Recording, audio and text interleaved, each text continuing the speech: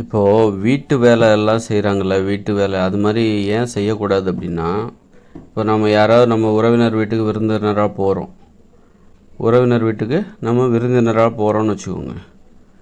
அப்போ என்ன ஆகும்னா, அந்த விருந்தினர்கள் வந்து நம்மக்கிட்ட நல்லபடியாக பேசுவாங்க, பழகுவாங்க, நம்ம முகம் கோணாதபடி நடந்துப்பாங்க, முகம் சுளிக்காதபடி நடந்துப்பாங்க, நம்ம நல்லா கவனிச்சுப்பாங்க. 2 நாளைக்கு நல்லா கவனிப்பாங்க.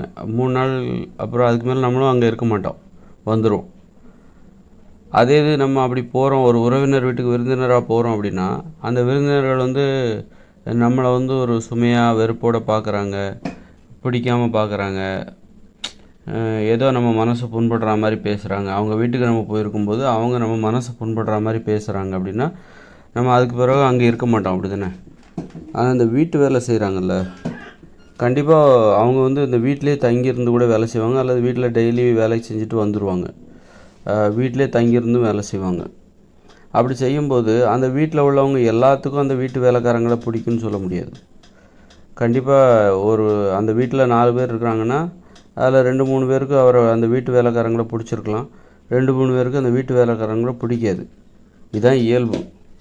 அதனால் அப்போது வந்து அது வந்து வெளிப்படத்தான் செய்யும். இந்த வீட்டு வேலைக்காரங்களால் கண்டிப்பாக அதை புரிஞ்சிக்க முடியும்.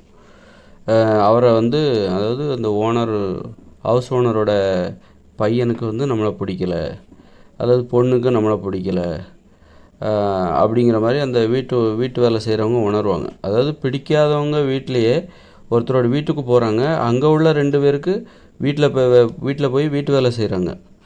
ஆனால் அங்கே உள்ள அந்த வீட்டுக்கு சொந்தமான 2 பேருக்கு இந்த வேலைக்காரங்களை பிடிக்கல. 2 பேருக்கு தான் பிடிச்சிருக்கு, 2 பேருக்கு பிடிக்கல. அப்போ ஒரு வீட்டுக்கு போகும்போது அந்த வீட்டில் உள்ளவங்க முகம் சுளித்தால் நம்ம அந்த வீட்டிலே நம்ம இருக்க மாட்டோம். அடுத்தவங்க வீட்டுக்கு நம்ம போகிறோம், அடுத்த வீட்டுக்கு போகும்போது விருந்தினராக போகிறோம், அவங்க நம்மக்கிட்ட வெறுப்பாக பேசுகிறாங்க, நம்ம மனசு புண்படுற மாதிரி அவங்க நடந்துக்கிறாங்க அப்படின்னா, அப்போவே நம்ம வெளியில் வந்துடுவோம், அதுக்கப்புறம் நம்ம போக மாட்டோம். ஆனால் இந்த வீட்டு வேலை செய்கிறாங்க பார்த்தீங்களா, அவங்க என்ன பண்ணுறாங்க, அந்த வீட்டுக்கு போகிறாங்க. கண்டிப்பாக அவங்க வருஷக்கணக்காக அங்கே வேலை செய்கிறாங்க. அதில் 2 பேர்த்துக்கு, அந்த வீட்டில் உள்ள 2 பேர்த்துக்கு இந்த வீட்டு வேலைக்காரங்களை பிடிக்காமல் போகிறதுக்கு வாய்ப்பு இருக்குது. 2 பேரும் இல்லைனா ஒருத்தர் கூட பிடிக்காமல் போகிறதுக்கு வாய்ப்பு இருக்குது. அப்படி இருக்கும்போது இதையெல்லாம் சகித்து கொண்டு தான் அந்த வீட்டு வேலையை செய்கிறார்கள். இன்னொருத்தரோட வீடு அது. அப்படி இருக்கும்போது அந்த வீட்டில் இருக்கிற ஒருத்தருக்கோ 2 பேருக்கோ அந்த வீட்டு வேலை செய்பவர்கள், அதாவது வீட்டு வேலையை தொழிலாக செய்பவர்களுக்கு பிடிக்காமல் போகலாம். அதெல்லாம் சகிச்சுக்கிட்டு தான் அவங்க அந்த வேலையை செய்கிறாங்க. இன்னொருத்தரோட வீட்டுக்கு நம்ம போகும்போது அந்த வீட்டில் உள்ளவங்க நம்மக்கிட்ட வந்து நமது மனம் புண்படுற மாதிரி நடந்துக்கிட்டால் நம்ம அந்த வீட்டில் இருக்க மாட்டோம், உடனே கிளம்பிடுவோம். அப்புறமா எப்போவுமே போகிறதுக்கு நம்ம விரும்பவே மாட்டோம்.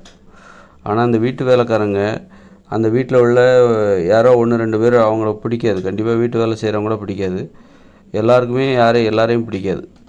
ஆனால் இதெல்லாம் சகிச்சுக்கிட்டு தான் அந்த வீட்டில் வேலை செய்கிறாங்க. எவ்வளோ ஒரு கொடுமையான அனுபவம் பார்த்திங்களா? அதுக்காக தான் அந்த வீட்டு வேலை செய்கிற தொழிலுக்கு நம்ம தடை விதிக்கணுங்கிறது. அதை வந்து தொழிலாக செய்ய அனுமதிக்கவே கூடாது. அது ஒரு மோசமான தொழில், சுயமரியாதையற்ற தொழில் அது. அதனால் அவங்கவுங்க தொழிலை அவங்கவுங்க வேலையை அவங்கவுங்க தான் செய்யணும். அதற்கு இவர்களெல்லாம் தடையாக இருக்கிறார்கள். யார்? இந்த வீட்டு வேலை செய்கிறாங்கல்ல, எனக்கு சம்பளம் கொடுங்க, உங்கள் வீட்டில் உள்ள வேலையை நான் செஞ்சு தரேன்னு சொல்கிறாங்கல்ல, அவங்கெல்லாம் வந்து அவரவர் வேலையை அவரவர்கள் செய்வதற்கு தடையாக இருக்கிறார்கள். அவரவர் வேலையை அவரவர் செய்யும்போது தான் நல்ல பண்பே வரும்.